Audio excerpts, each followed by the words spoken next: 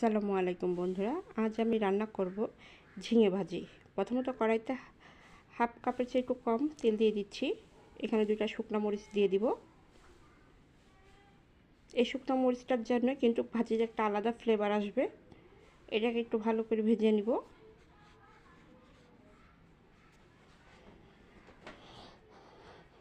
এখন এর মধ্যে আমি দিয়ে দিব কাঁচামরিচ, পেঁয়াজ এবং রসুন কেটে রেখেছিলাম। এটাকে ভালো করে নেড়েচেড়ে নিতে হবে, যাতে পুড়ে না যায় সেদিকে খেয়াল রাখতে হবে।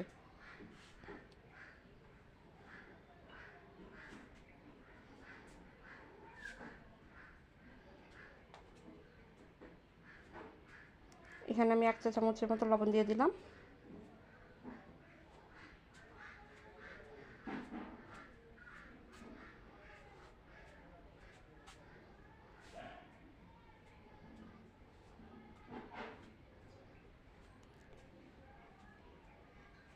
হাফ চা চামচ মতো ধনিয়ার গুঁড়া, হাফ চা চামচ হলুদের গুঁড়া এবং সামান্য পরিমাণ আস্ত জিরা দিয়ে দিলাম। ভালো করে নেড়ে নিতে হবে। আমি আগে থেকে ঝিঙে পাতলা করে কেটে ধুয়ে রেখেছিলাম, দেখতে পাচ্ছেন। এখন এটা আমি দিয়ে দিব।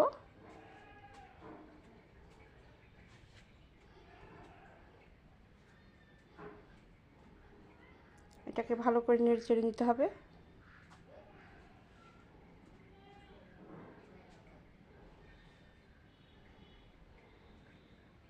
এখানে কিন্তু কোনো ধরনের পানি দেওয়া যাবে না।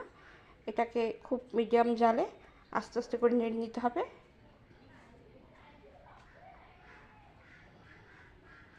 এইভাবে একবার ভেজে দেখবেন, অবশ্যই ভালো লাগবে। যদি রান্নাটা ভালো লেগে থাকে অবশ্যই লাইক, কমেন্ট, শেয়ার করবেন এবং আমার চ্যানেলটাকে সাবস্ক্রাইব করে দেবেন।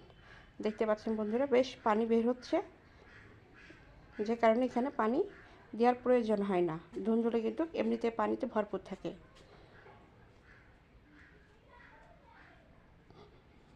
দেখতে পাচ্ছেন ভাজিটা কিন্তু আমার প্রায় হয়ে গিয়েছে।